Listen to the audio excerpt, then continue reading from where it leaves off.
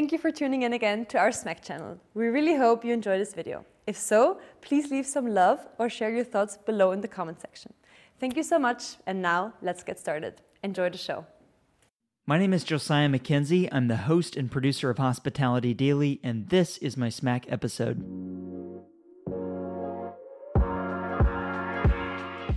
Welcome to a very special Smack episode. My name is Florian, and today we've joined forces with Josiah Mackenzie, founder of the Hospitality Daily podcast, for a joint session. We spoke about why we started both formats, the most exciting trends both in the US and Europe, which we hear and speak about with the amazing people from both our shows. Enjoy this very special episode.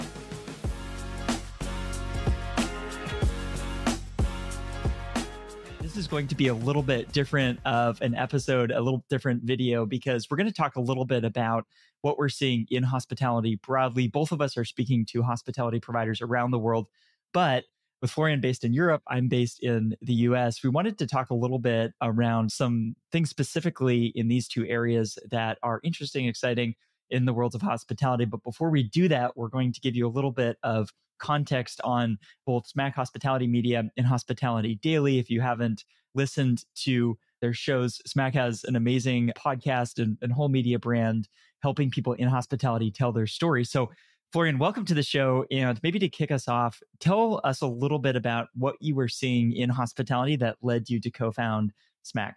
Hi, Josiah, and thanks so much for this initiative that we both have this joint session between hospitality and Smack. And it's an exciting time of sharing ideas and hospitality coming together because, of course, there's a lot of rapid trends on the market.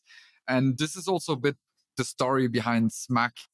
It was couple years ago, 5-6 years ago, that Fritz, who's one of the, or let's say the founder of Smack and the idea, we're sitting together in Berlin, both in a hospitality background. He started a media agency a couple years before me. I started a company which was called Hotel Hero with my co-founders, which was a review and recommendation platform for hotel software.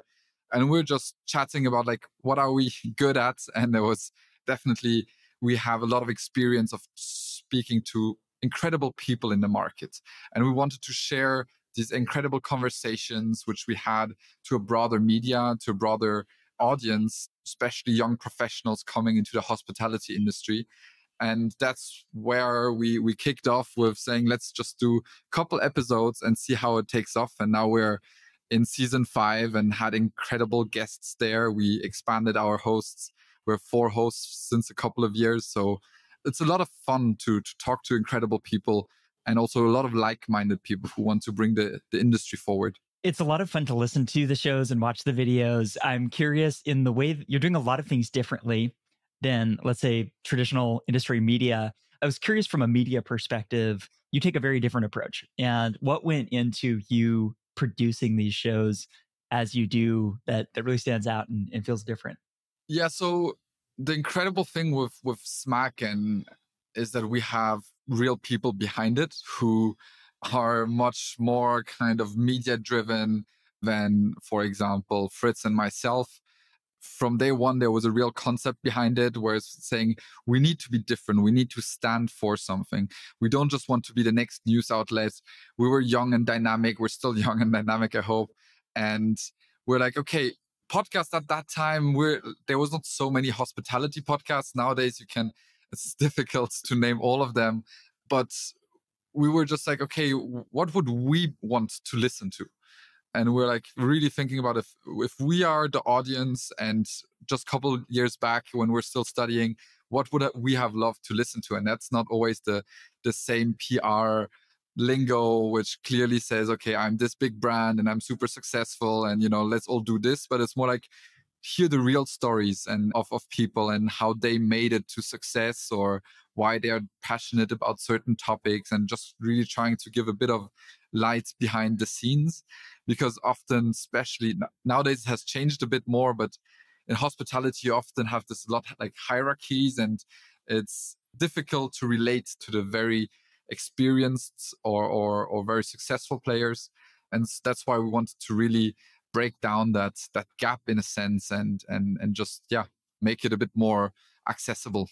Well, beyond it being interesting to listen to, I'm curious, is there a benefit also to your listeners in that they're moving beyond just the PR and the press releases and getting to know stories? What's the benefit from a career growth or a business growth perspective to have more real stories and a little less filtered and more of a conversation about what's really going on?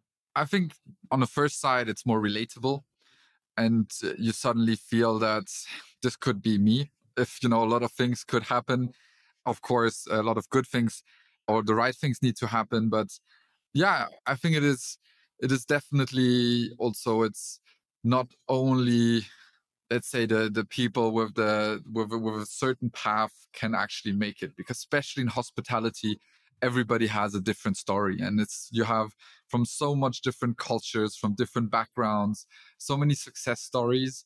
And also, we started off at the beginning really saying we don't just want to bring certain CEOs on the show, but also people who are maybe mid management or just doing exciting projects and exciting things. And nowadays, we've actually built up different kind of content levels to also, with our blogs, we bring in also hotel staff and more junior people to give them a voice to share their stories. Because yeah, I think it's the fun thing about hospitality is bringing people together, and not just in a suit and tie, but also more in a, like a dirty laundry, like one of our concepts where it's really just telling stupid stories out of hospitality and just, having a laugh. Because yeah, we have also all stressful days and you don't want to look at the news cycle. So why not create some fun and at the same time in a professional atmosphere? Well, it's fun to talk to you because you and I both have worked in leading business development for technology companies. And in those capacities, you talk to so many people at all levels across the industry. And so you're in a lot of conversations, you hear a lot of stuff. And I think it's from that career experience that you have that gives you this unique perspective into this type of person can say this sort of thing, and you understand the dynamics of that. And it's funny because I think that's kind of a really what led me to Found Hospitality Daily, is that I was in a lot of these meetings where you go to maybe an office park or a corporate building, and people, air quotes, working in hospitality were often just, I don't know, in spreadsheets and just working at desks and in these sort of sad offices, that it felt easy to be disconnected from the spirit of hospitality. So I wanted to give people a way to reconnect with that, remind themselves of, why do you work in this business? What are the opportunities in this business? And I feel like no better way to do that than through conversations, right? Yeah, definitely. I mean, especially when you're more on the vendor side, in a sense, you're interacting with hospitality a lot. But of course, you live a very, like, my day to day is more of a startup day to day or a scale up day to day than a typical hotel day to day. But yeah, I would love to also learn more about your ideas behind Hospitality Daily. You also said bringing these stories to life, but I mean, for yourself, you don't have a background in kind of media necessarily. It's always been, I mean, the first time we met we spoke before the show, I think 5-6 years ago at ITB in your previous life, so to say. What was the drive for you to build up such a brand, and what does Hospitality Daily do nowadays, especially for the audience from Smack, which is maybe not so familiar with it yet? Yeah, so Hospitality Daily gives you inspiration each day on what's possible in hospitality. And I do that by speaking with a different person every day, 7 days a week, on what is possible. And so that could be somebody working in a brand, it could be a management company, it could be an investor. I try to show the industry from all perspectives, because I think regardless of where you work in hospitality, at a minimum, you should know all the different people involved in producing these amazing travel experiences that we all know and love, the hotels, the places that we stay. And we say, this is great, but what goes into creating that? And the answer to that question is, it's a lot. It's investment. It is the real estate. It is the brand development. It's the operations of providing this sort of hospitality. And so if you don't understand that whole ecosystem, it's impossible to be very effective as a hospitality provider. And so I want to educate people on what's out there, but do that in a fun way, right? Talk about kind of what is exciting, because if you hear a concept, it's not about just taking that and immediately applying it directly into your business, but you might think, hey, there's a way that I could take this way of operating or this way of taking care of my people, or this way of providing a unique experience that I can apply. And so I want to give people a sense of what's possible and do that on a daily basis because inspiration is perishable. And if you don't get inspired every day, it's possible to lose that and you lose the energy. Hospitality is very much of a business where you're giving out a lot, right? You're giving out, you're serving people, you're taking care of people. So you need to take care of yourself. And I want to help people take care of themselves by getting fired up every day by what's possible in hospitality. Yeah, definitely. I love the kind of give first concept, but what's your, I mean, both of us have this kind of love for hospitality but going maybe a couple years behind that, what was your first touch to hospitality? How come you fell in love with an industry which you've been in your career, sometimes also outside and back in? Like, what's your love for hospitality? Well, travel's been a theme throughout my life, actually, because my dad was born in Canada. My mom is from the San Francisco area. I was born in Canada, moved to San Francisco when I was very, very young. Grew up here when I was young, but it was actually an experience in university. And I would say me falling in love with hospitality really took place in Europe. So I studied in Dublin. I was in Ireland, and because it was the home base of Ryanair, I had the chance to visit so many different cities within Europe for a couple of euros. And so I just fell in love with not just travel, but hospitality. And at first, hostels really connected with me because frankly, it's what I could afford as a student. But I loved the idea of landing in a city and immediately the hospitality providers had thought of an experience. They had created an environment where I could meet people and I could really enjoy that place. Right. And so I had such fun doing that. And then traveling around Ireland and other countries, got to meet so many hospitality providers where I thought this is just the coolest business, right? It's a lot of work, but it's so cool to be able to provide that experience. And so one thing led to another, and I ended up working for a company that was based in Barcelona that was serving people in the hotel industry and traveled around Europe and around the US building that. But I think it was a feeling first and then starting to see the business of hospitality presenting a lot of opportunity. It's one of the biggest industries in the world, right? So if you build a career in this industry, you can do so many things. I love that you mentioned hostels just there. And this was kind of one of the reasons you fell in love with, because when I was studying also still hospitality around 10 years ago, it was really seen as the hostels are the disruptors of the hotel industry. And it's really crazy in such a short period of time, how much it has completely evolved. That, of course, hostels are still growing and disrupting. But since then, you have service departments, Airbnb, vacation rental. You have so many trends which have happened and which have really blown out of nowhere, so to say. And it's really incredible to see how much the industry has evolved and changed in 10 years. And continues to evolve. And so actually just before this, I was speaking with the CEO of Generator and Freehand Hotels, Alistair Toman, and he was talking about, he joined as a CEO of Generator in 2017. And in these couple of years, so much change has happened. Obviously, there's been changes in how people travel, but the ability for technology to enable better monetization of spaces has allowed them to do more and open up more concepts. So I wonder, Florian, if we could, let's spend maybe a little bit of time talking about what we're seeing, because you and I both talk to so many people. I'd be curious in Europe and beyond, just in general, what you're seeing and hearing that is really interesting to you in terms of themes or trends in hospitality that you think our listeners might be inspired by. Yeah, for sure. I mean, I always have a little bit of this kind of innovation and tech lens in most of my conversations, of course. But I think we are in times where you have a lot of challenges, of course. And, if it's staff shortages, if it's energy prices, inflation, etc. And I think big topics here is that everybody knows that you have to look at your business and your business model in a different way and need to question everything which to double check if it's still kind of the right way to approach it and also bringing it to the future. And we see that, of course, on a tech side, a lot of new concepts or which came to market a couple years ago are now getting to a maturity that they can really scale throughout Europe, that we can see that a lot of kind of leading concepts or brands are heavily investing in technology as an enabler for multiple things. Before, it was always just like operational efficiencies or a little few gimmicks around the guest journey, maybe.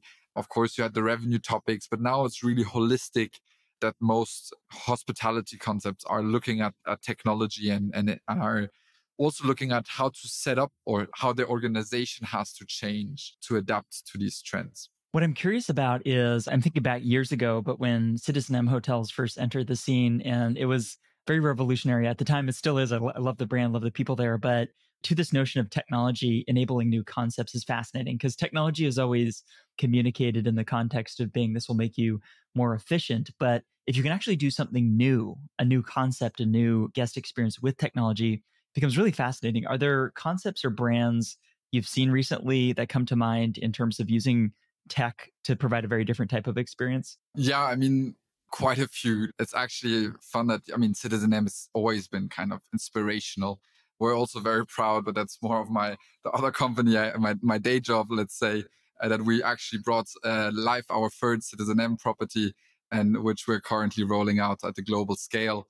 We see, concepts from something which I find really cool, for example, is Raus in Germany, which is cabin business, nothing to do with technology per se, you would say, but how Julian, the founder, always talks about it. It's like a tech backend to enable a nature front end because it's remote cabins. How can you manage remote cabins without kind of a super nice guest journey to be able to communicate on a digital experience so that people can actually be left alone because they want to be by themselves in these experiences, right? Or in the same kind of style, there's also a new concept in Germany which is called Tin In.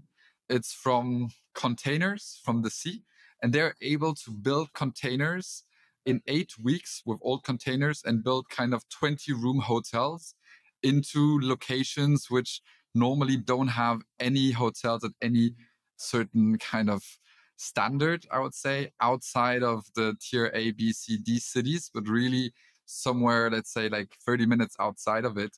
And really just suddenly re-questioning a lot of topics where a hotel was always, you need X amount of rooms, you need to do a refurb, you need to have this, you need to have that.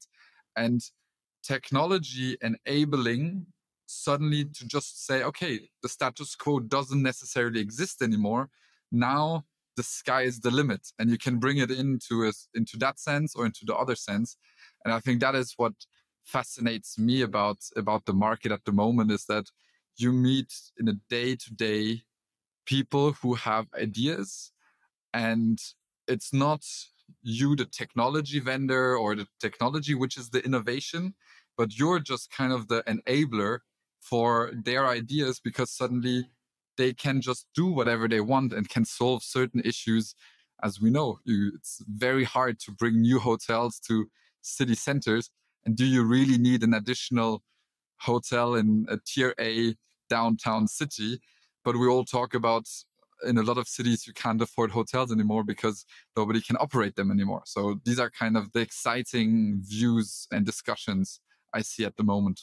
There's a number of things I love about what you shared. And I think it goes back to what we were talking about earlier in the conversation, where you need to understand the whole ecosystem, right? So if you think about hospitality, you might think about just working in a hotel or in a restaurant, right? But you alluded to innovation in construction and building materials, right? So hospitality is fundamentally rooted in the sense of place, right? It's the built environment that you can provide hospitality from. So if you want to be a hospitality entrepreneur, you want to create something interesting, you have to understand the construction side. And I think innovations like you've described with shipping containers or things like that allow hospitality entrepreneurs or people to provide very different experiences. Because I think the past, all buildings have more or less kind of felt the same. And now you see this whole innovation. But I also love the nature-based concept, because you talked about technology in the back end and nature in the front end. And I feel like nature in the outdoors is such a big trend. It was pre-pandemic, but I think post-pandemic, both in Europe and in the US.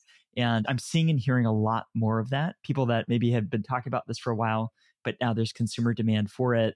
I was talking recently with the founder of Bolt Farm Treehouse. So it actually was a treehouse that he had built for his wife and his family. It grew from there, and now they have a whole business around it. I was talking to somebody who's a landscape architect and actually worked with Four Seasons Hotels, which you'd think to be a very traditional legacy brand, but they have a 14 tent resort.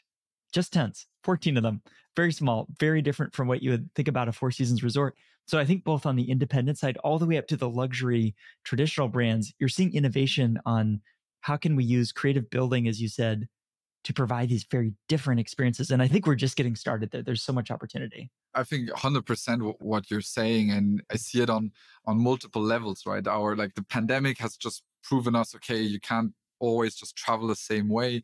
So of course, everything around cities became suddenly outside of cities, and driving distance got much more value. As I don't know exactly how it was in the US, but what you hear, at least from the outside, that New York during the pandemic, there was nobody there anymore.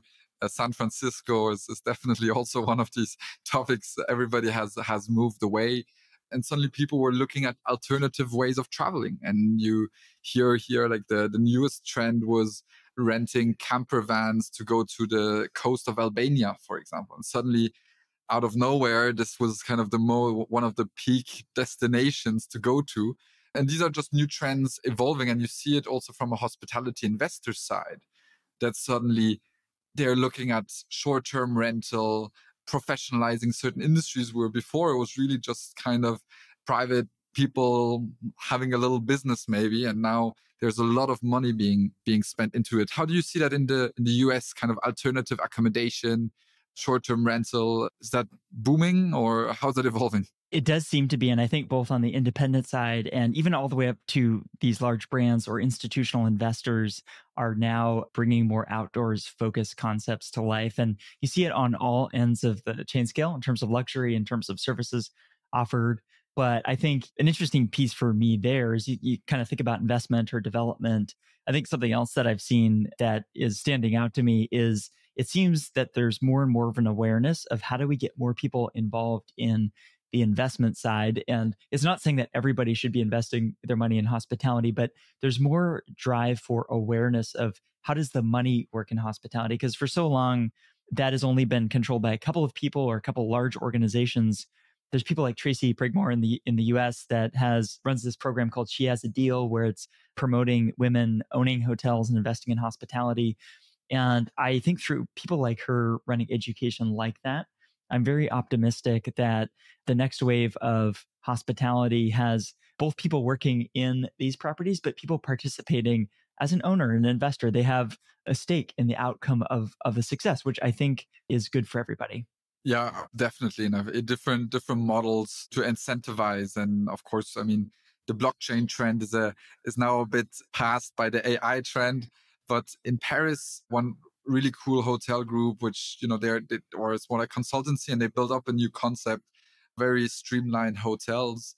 And they introduced a coin system, like very much like blockchain on a blockchain, where they run the group as a decentralized organization in a sense, where employees can request to do certain tasks and kind of therefore earn more money. So they say they have kind of a single host per property, very limited in tasks and very streamlined. And then if they want to do more, they can actually say, I want to participate in the next, I do marketing on the side and I'm just here as a student job or whatever.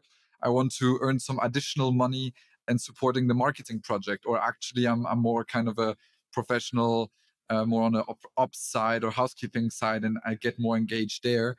Of course, it's at a small scale, but it's also somewhat interesting to see this topic of incentivization of front of house or operational staff, because you always see that huge discrepancy in traditional hotels. When you look at like a hotel canteen of a 5-star hotel, typically it's down in the cellar behind the laundry room.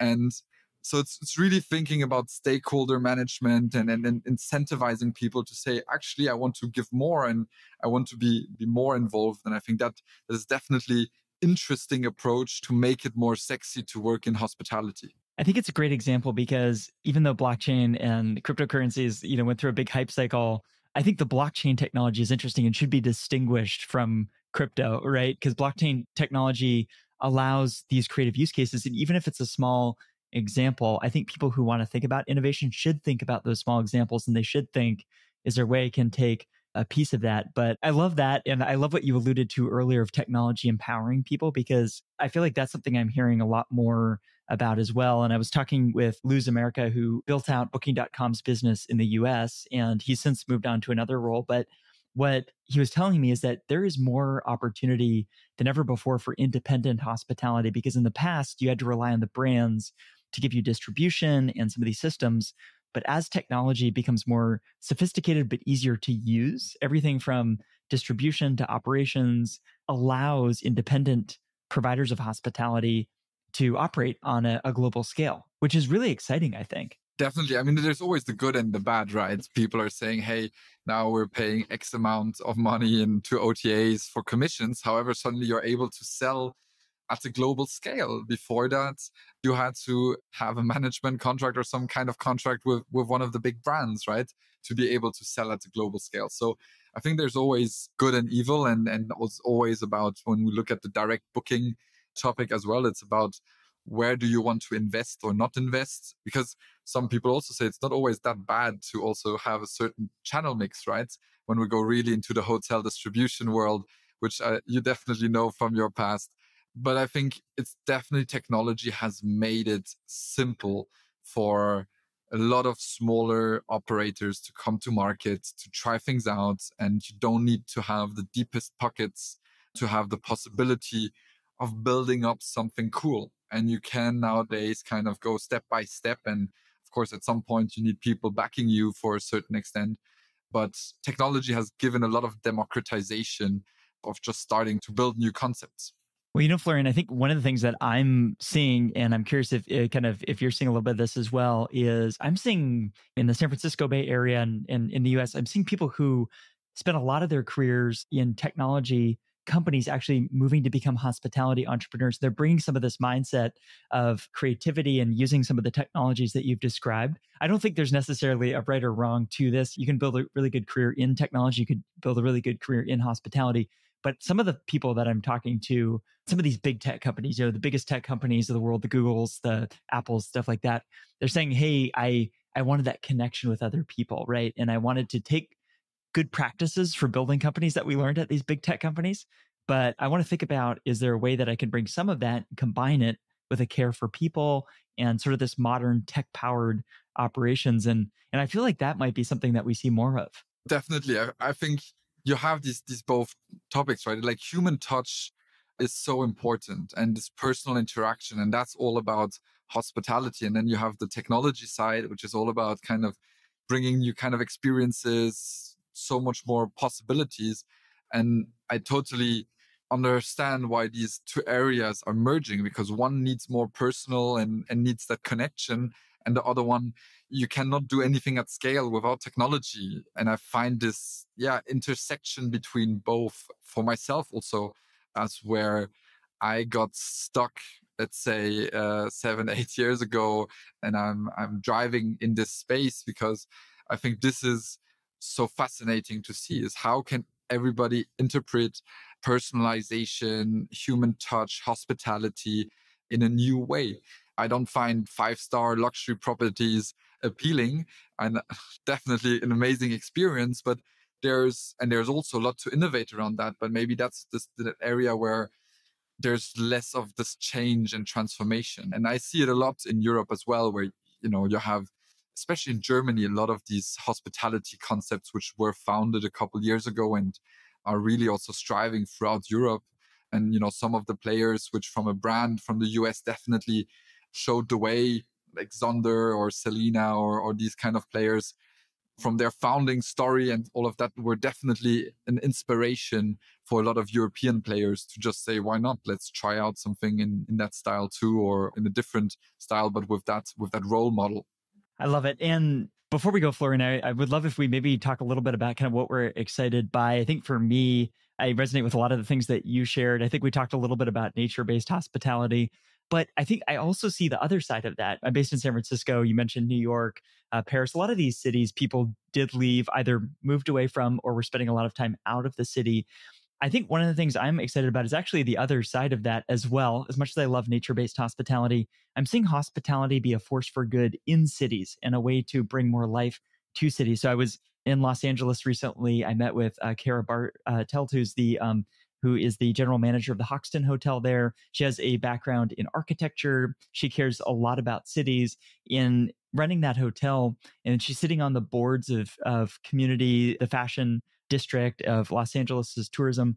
And they're using hospitality to bring more life to the cities. They're making it attractive for people to visit. They're showing them the other businesses there. And by doing that, they create more economic activity in the city. The city feels more fun, more vibrant.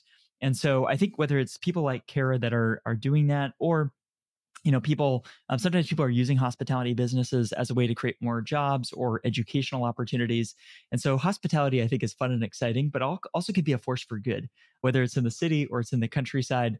I think that's one of the things that gets me so excited about the industry. But I'd be curious for you, as you look at the landscape now, as you look into the years ahead, what are you most excited about in hospitality? What I'm most excited about is, I think, this rapid transformation, and to see also new concepts, new ideas, which focus on specific target audiences, who don't say, I'm not something for everybody. I know who I'm targeting. I know who I want to please. And I'm bringing that product, that service, that offering to that exact target audience. Because when we look back at traditional, budget and mid-scale hospitality, it was really kind of, okay, we have a price point and we are for everybody who can afford this price point. And it needs to work for as many people as possible, because it needs to work for pretty much everybody. And where there, a lot of this beauty of hospitality got lost in a sense, because it was just doing it at scale. And of course, you then had more independent hotels and all of that, more doing very heartfelt. But I think it's nowadays having also a lot of concepts coming to market where hospitality plays a role. And I think also the adjacent industries, if it's, more long stay, if it's student living, of course, already for quite some time, but even senior living or the office space is really becoming more hospitalitized, or how you would call it.